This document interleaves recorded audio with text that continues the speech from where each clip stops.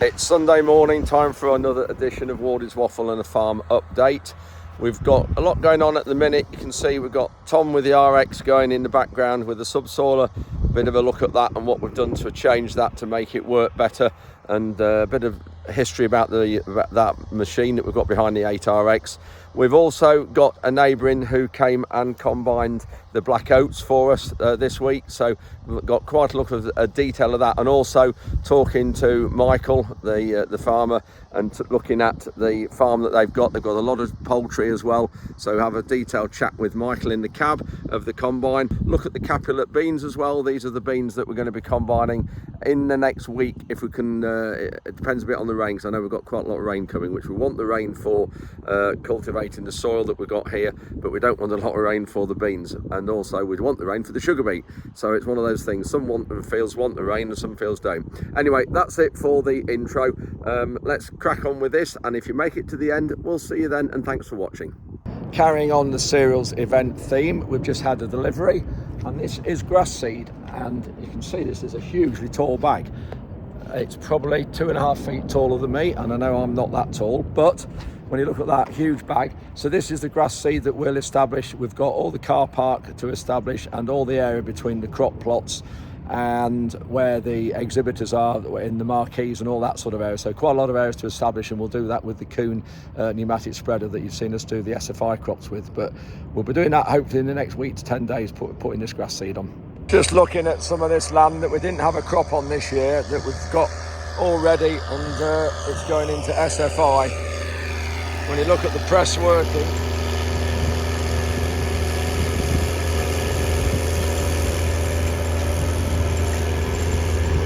it's doing a cracking job.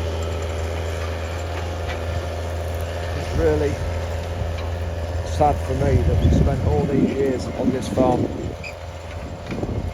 getting rid of black grass that we've done, putting all the time, effort, blood, sweat into it. Got fantastic soils here to be growing food for humans. When you look at it, heavy soil, yes, but crumbling, an absolute treat. When you look at that, it's all crumbling down. I will get a conversation sometime with somebody from the RPA and DEFRA about the whole situation with this. I know 1 or 2 people in there who will be prepared, I think, to come on camera. Tom's just culti-pressing here, ready for me to get the spreader out and broadcast the legume mix in.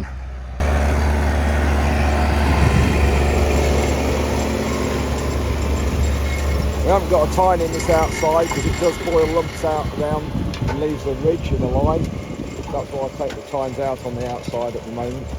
That's doing a cracking job, and this is not easy soil, not like land. It's just that it's been soloed a long while ago. It's had lots of weathering. Well, another day, and it looks like another accident. Queued up yet again outside the gate. We're getting an accident on this road in this stretch about once every 2 weeks at present.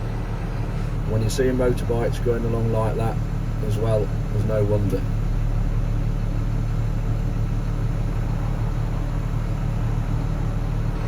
So Farrells have arrived today. It's, what is it, Thursday, and doing the service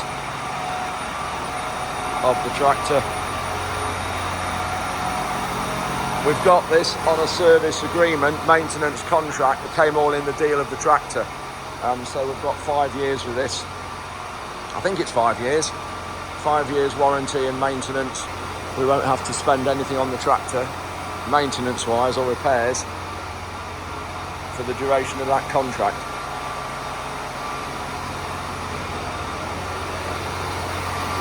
I think probably tracks are excluded though, because I know they're hugely expensive. I don't think they're covered. So it's oils out. It's a big service, this one. Oils out and everything. So yeah, it's a 1,000-hour service on this tractor, which we've had it now nearly 2 years. I think it's 2 years in October, but we didn't do a lot of work with it last year because of the wet weather and having a lot of bare crops, so otherwise it'd have done more hours.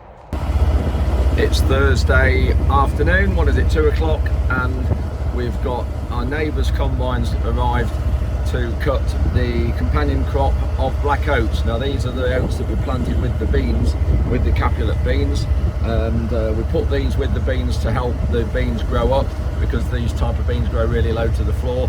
Last year we had a really small area and of the companion crop of oats with the beans, and it worked really well. It was put in with a sugar beet drill with a hopper on the front, and that was a good way of doing it.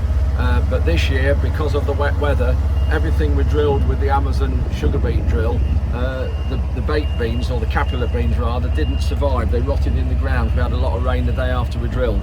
So what we did on those fields, and this is one of them in the middle here, we sprayed off the weeds and what few beans did come, and we're actually combining the black oats, so the companion crop. We're going to use this seed as seed for any of our cover crops over the next year or two. And but the reason we're not doing with our own combine is because, for those of you who haven't watched this channel that long, we had an accident in this field here, actually just through the window of the Polaris, and we in the middle there, the combine got bunged up at the front and reversed into a tractor, but I think it was the tractor was following really close to the combine. But it's one of those things, accidents happen, and it means the chopper won't work, and we need to chop this oat straw. So the only way is to get another combine in. Because we have got what we call business interruption with insurance, they've come in, got our neighbours in to do it, and the NFU Mutual are paying, because we're insured for what we call business interruption. It will come under we won't have to sort of pay for this as such. Okay, our premium might go up next year, but this is the beauty of the Mutual. We've only been with the Mutual probably 4 years, maybe 5 years now, and they are just unbelievable. The odd claims we've had, they pay up really, really quickly. They're really helpful, and I can't actually praise them high enough. If you're looking for new insurers, please do go to the Mutual, because they are really, really fantastic, we're finding. So I'm in the cab with Michael. Michael Porter's a neighbour of mine, farm's about 3 or 4 miles away, and we are doing the oats, as I said a minute ago. We've got the companion crop of black oats going really well. We've lost a few on the floor. We'll have a look outside in a few minutes. Michael, just this combine, it's a class 8 900. Yeah. This is the biggest one, class 2. Yeah. Yeah. And how long have you had it? It's its 4th season. It's a 21 plate. Yeah, no, it's been a really great combine for us. It's 12 metre. It's a 12.5 metre header on the front. And it's got the flexi Combio header. Yeah, Combio flex, which is brilliant. You know, for undulating ground, everything like that. It's brilliant. And then we want to get a lot of straw for our biomass boilers that we have on 4 of our chicken sites, and it's brilliant for collecting all the straw and you know, getting big swaths for us, which is. So how many acres are you putting through it? We combine 1,200 hectares, 1,200 hectares. Right. Yeah. Of winter wheat. So that's for the guys or people who are just wondering what is that in here. That's about 3,000, is it? Yeah, 3,000 acres, 3,200 acres. Yeah. And crops? Crops, winter wheat, spring barley, winter barley, oilseed rape. But coming into this season, we're going to have 40 hectares, so about 100 acres of potatoes, which we'll rent out, and then we're going to have some maize going into the rotation and some forage barley as well. And then we're going to have some spring oats, just shy of about 80 acres of spring oats going as well. Well, this will be a good practice for you for next year. That's what I was thinking. And you had a feed mill. Some of the people might remember or might know Porter's had a feed mill, but you sold that to Moy Park. Was that a year ago? Yeah, I think it's just over a year ago now. Yeah, we sold that to Moy Park, so it's been a massive change for the family and the farm. James and I have now taken a lot more of a... James is Michael's brother, older brother? Older brother, yeah. 5 years older. 5? Oh, right, yeah. Yeah, definitely older brother. He works in the poultry, and we've taken a lot more in the past 2 years. You can almost say James probably a lot more than I have, and a lot earlier than I have, seeing as he's the older brother. And it's been a lot of learning, and it's been brilliant, to be honest. And poultry, how many sheds have you got, or what do you produce annually? 24 sheds. We produce just shy of 8 million chickens a year for Moy Park. There's about, in one shed you get 36,500 birds in each shed. They're broiler. We're still able to formulate our own food. Droomoy Park in the feed mill, which is literally, on site next So I was door. going to say it's next door. So Yeah, the mill in relation to the farm, they're next door to each other. So it's really handy with your it feed. is great, and we're able to go in there with our own tractors and trailers and, Yeah. and bring it out ourselves when we need. But yeah, no, it's at the Moy Park. They sell the poultry, the chickens to Sainsbury's. So if you see when you go to Sainsbury's and buy any chicken, it's the happier and healthier birds. Right. And that's it. That's what we're producing. That's their slogan, sort of thing. That's their slogan, yeah. Right. There's less birds placed per square metre. Yeah. So it's turned out really good for us, to be honest. Yeah. Better litter. Yeah. Food conversions are great, and we're getting really good results from it. And are you on all your muck? You managing to use all the muck on your own land? Yeah, no, we put all the muck on our own land. The rocket fuel. Yeah, it's brilliant. Yeah, it's great stuff. It puts a lot of great organic matter going back into the fields. Yeah. Great source of nitrogen for the crops as well, and also especially with our oilseed rape that we put in, we put in about 500 acres of oilseed rape, and we get a really good quantity of sulphur going into the soil. And you are hopefully going to be putting up a big storage facility over the next, but it's early stage of the planning yet, so we won't say much about that one yet. But when you eventually get planning and it's all in build, are we okay to come and have a look around a few times and do a few updates? For sure, yeah. Have a look at it. Hopefully, it all goes to plan. It will. It'll be brilliant. Yeah. Right, we're about to come to the end of the field, and we've got to empty, which is great. And you can see there the trailers there.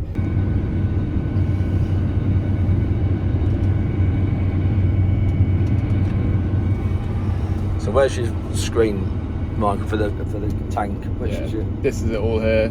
My tank's just there. Oh, it's there, yeah. And then this is all the we've got the sieves set at 12 and 6 and everything like that. Yeah. It's all just on here nicely. You can get a CMOS automatic now with class combines, which are great. That's sets all the settings. It's all AI, and you get cameras in the combine, and it's literally setting it all automatically for you. Yeah.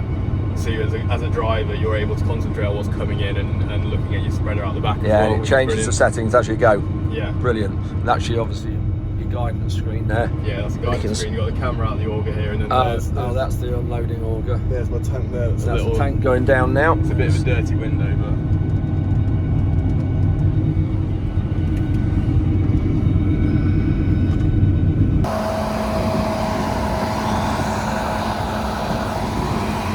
So I apologise if there's a bit of wind noise.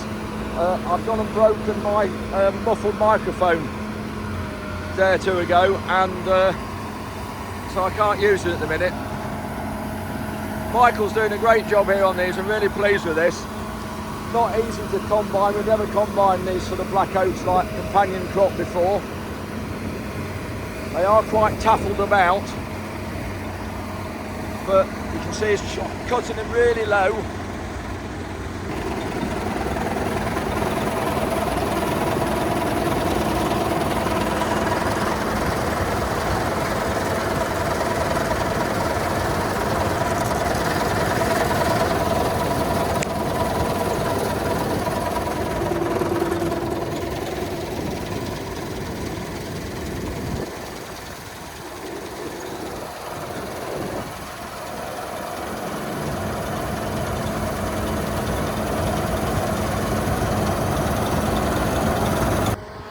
So I'm really impressed with that, what it's doing. It's doing a cracking job. The straw is a little bit clammy as well. Chopping it really short, which is fantastic, just what we want, but it is very damp. So I'm glad we're chopping it and not trying to bale it, because it'd be weeks getting ready for baling. But we'll just have a look at the oats here before it's cut them, because we have lost some in the ground. We have lost some because they were fit. I've never known a crop actually go from green to fit in a matter of days. You can see here, there are a few on the floor. You can see there, some of the seed. But yet the straw's still green. You can see the green straw here, but that's typical with oats. You see why they're called black oats, because they are black. The seed's black there in the ear, as you can see. You can see there. So just quickly for new viewers, the reason what we've got here is that we are growing some Capulet beans, which is a brand new British variety that will make baked beans. This is the second year of growing those. Last year we only grew about 10 or 12 acres. This year we planted 150. Last year we had some trial plots. There's some of the beans were planted with a sugar beet drill, and then we had some companion crop of these oats grown with them. Now the reason we had those is because the beans grow very low to the floor, and we actually wanted some to help the beans come up. And they did a cracking job actually. They drew the beans up, helped keep the beans standing, but also because when these capulet beans die off and get ready for harvest, there's very little volume going through the combine, and the combine doesn't feed very well. So having more volume going through the combine was a big help. But so we drilled 2 fields, about 50 acres, with a sugar beet drill, and put the oats in with them at the same time. But unfortunately we had 27 millimeters of rain the day after we finished drilling these beans, and everything that was drilled with the sugar beet drill unfortunately didn't survive. The seed rotted because the water stayed around the seed. I think that was the problem.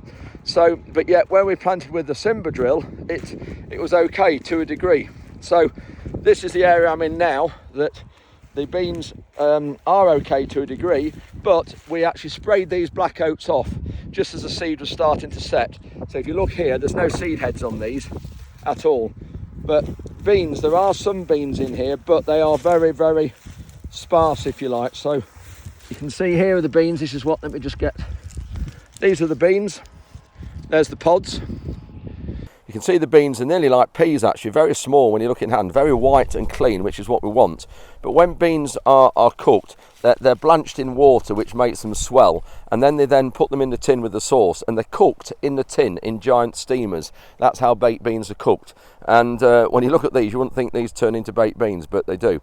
It's going to be really disappointing this year, and it's probably set the whole project back a little while, because we're doing these baked beans in conjunction with Warwick University and Agri, and Warwick and Eric, who you've seen, who works in agriculture department at Warwick, is the breeder of these capulet beans, but also Godiva and Olivia, 2 other varieties. So quite a new novel experiment, and it's really great to be involved in something like this, but just disappointing that we've had the failure here, and then also that field just next door there. So there's 22 acres there and about 25 acres here that is combining, that Michael's combining. Anyway, we'll see how we get on. We're going to be combining these baked beans in probably about 10 days time, the capulet beans that is. So, and we'll be doing that with a John Deere combine coming with a flexi header. So I'll keep you posted on when that is, and if you keep your notifications on, you'll know when I post a video, and you'll see when we're going to be doing these beans. So really interesting that, being with Michael and seeing the combine and talking about the farm and the business. And say I've known them years. My parents were friends with Michael and James's grandparents, and I've known Michael's father for a long while. So the 2 families have known each other ages. Just looking at this sugar beet outside, I just wanted to just flick this camera around and show you. I've never seen sugar beet on heavy land wilt like this. Just look at that, how the tops are all wilting down because of the dry. Now, sugar beet roots, the tap roots could go down 2 or 3 feet, and on heavy land there's always moisture down there, but it just shows that those leaves wilting like that, it just shows that there is very, very little moisture even at depth, and that's why a lot of people are wearing machines out, because it is so hard deep down. So the sun's starting to set, it's 6:30, and Michael's got the black oats finished, just emptying the last of them out.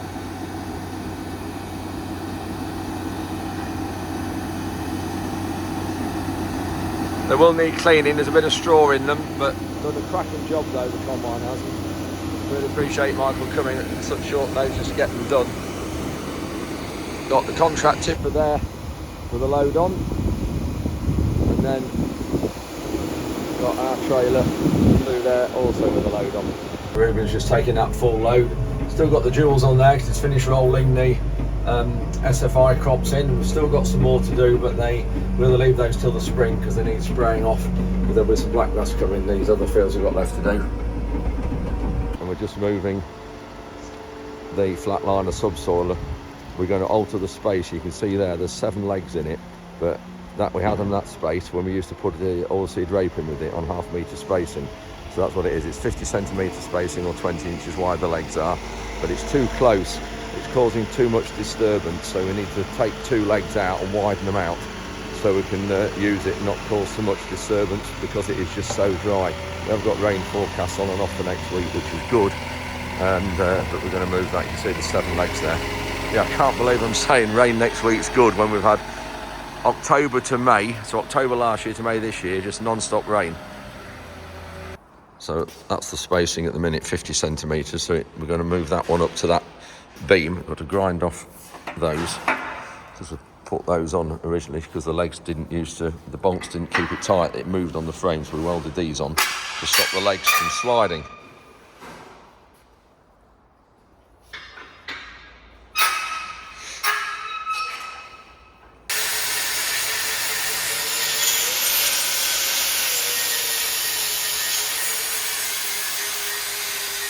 Ruben has just got back from Spalding's, hopefully with a sprayer jack. We're going to change the sprayer wheels and put those wide flotations on. We've got the seals site, the event site, to spray off with a big sprayer the rest of it. And here is the jack, looking at it. I didn't realise it was like that.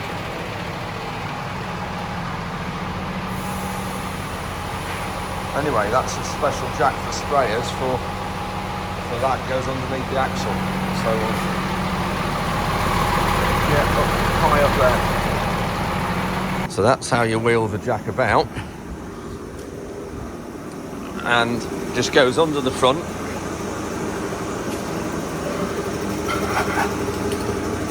Just need to go where the axle, but we've got a grease cable there.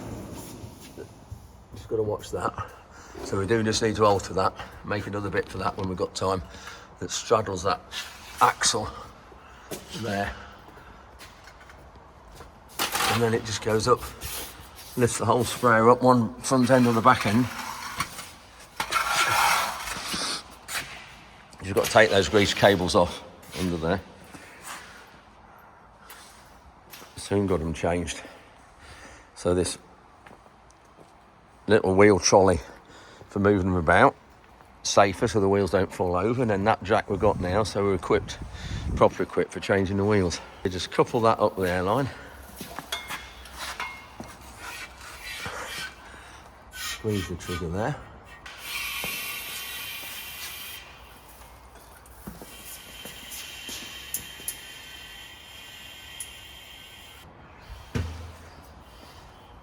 how good is that? We've just started cultivating one of the fields that Michael combined the black oats with the other day, and crikey, it's hard. And we've just come in with the Elita. We've had to take the outside tine off either side to narrow the width down because we couldn't pull it, and lift the press out on the back. But otherwise it's doing a good job, the best of really anything I think we've got. You can see it loosening all the ground and lifting the ground. Well, that's doing a really good job.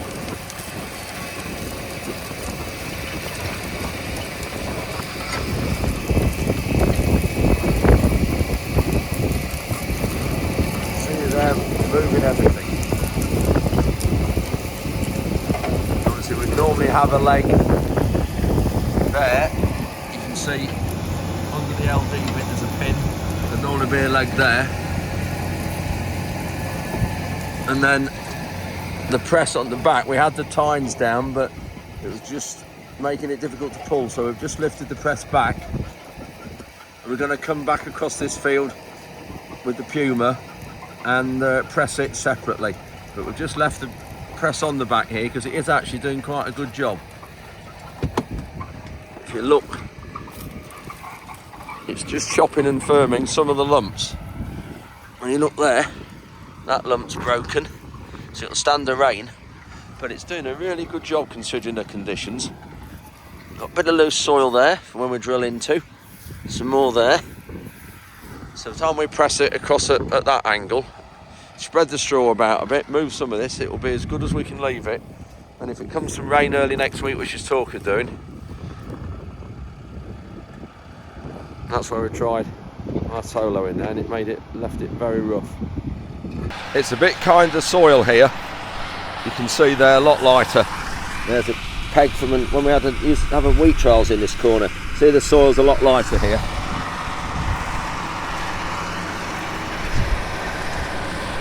Still got the press just tipped back a little bit so the tines aren't in the floor. I think this is one situation where the quad track we used to have would definitely have pulled this a lot better, and it's probably about the first time we would have we've maybe missed it. Another 200 horsepower and another 10 tons in weight would have made all the difference. So when Tom does the outsides of the fields, or the headlands as we call it, he always starts on the inside breed and works his way outwards, so he'll finish on the outside breed. We've got the beans and things there to cut and combine, but he'll do those. We'll work that after we've combined it. See the legs?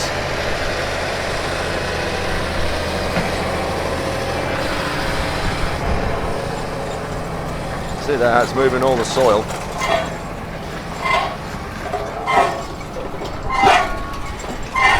It's a scraper that is just sticking, making that noise. So this is the field that we've had a lot of water stood on this last year. It was the sugar beet field. You can see all these weedy bare patches of where there's water stood. And of course this end, a lot of water stood just here as well. And this was what it was like in the winter. So you can just see how rutted from spraying it was, and all the water stood. Anyway, we've got this subsoiler going now with 5 legs, and it's made a huge difference to pulling, and also not pulling so much rough up. Look at the heave it's getting. It's doing a brilliant job under there, loosening all this consolidated ground.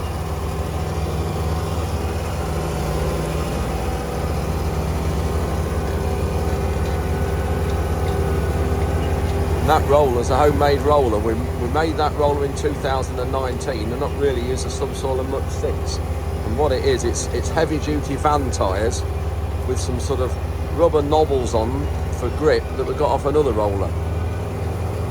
So we made that ourselves a while ago, quite cheap making. But look at that lifting it, doing a brilliant job. And the tractor's not working anywhere near as hard, you can tell it's not.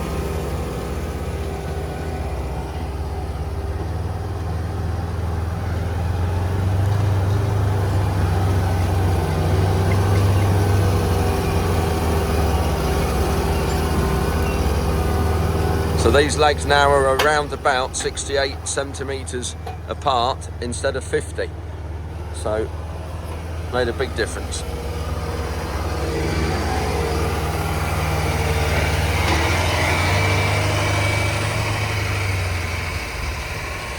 And this is where Barry spread the soil out the dike. I'm right on the edge of the dike here now. This is where Barry spread it out, and then Reuben pressed it with the date and spread it out and chopped up the lumps. So that's it already. Reuben sprayed it as well this morning, kill off all these weedy patches. We put 3.5 litres of glyphosate on. There's a lot of mayweed and fairly large weeds here.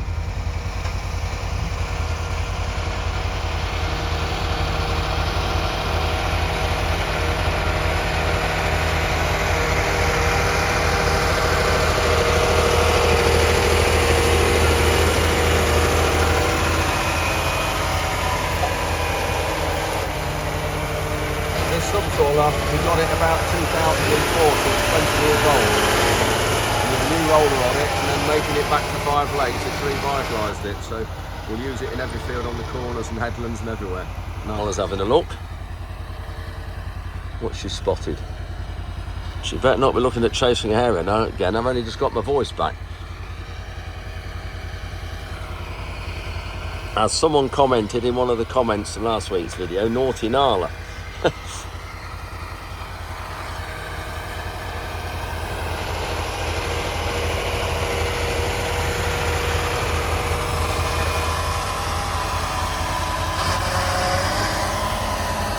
You can see all the dike soil has been spread out. You can see it's looking a bit grey colour. That's the clay in it, just there, grey and blue. Tom's going to the other end now, just to do the other end of the field.